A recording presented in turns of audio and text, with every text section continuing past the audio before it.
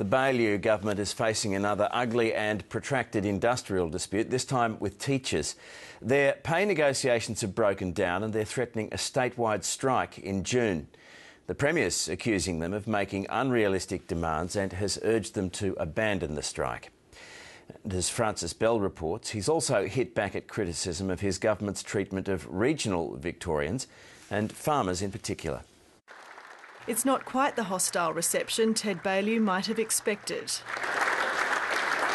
Earlier this week, the retiring president of the Victorian Farmers Federation, Andrew Broad, took a swipe at the government, accusing it of failing to deliver on election promises to regional Victorians, particularly young farmers.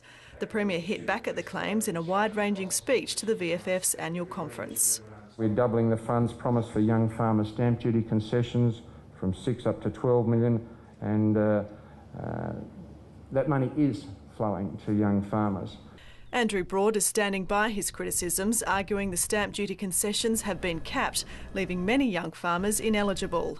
He says he hopes the Premier's words about the importance of farming are translated into action. I think this is the first time we've heard the Premier articulate his vision for country Australia, and that's been welcome. Ted Baillieu may have won over members of the crowd here in Bendigo, but he's likely to have another fight on his hands after a breakdown in pay negotiations with Victorian teachers.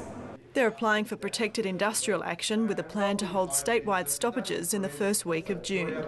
We are very disappointed that we are in the position of having to consider industrial action, given that the Premier pledged to make Victorian teachers the highest paid at every level. The government's offering annual pay rises of 2.5%, a long way from the union's demand for 30% over 3 years.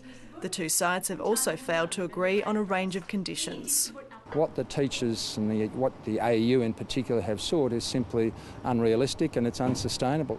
It could be another long battle, with the union threatening rolling stoppages throughout the year. Francis Bell, ABC News, Melbourne.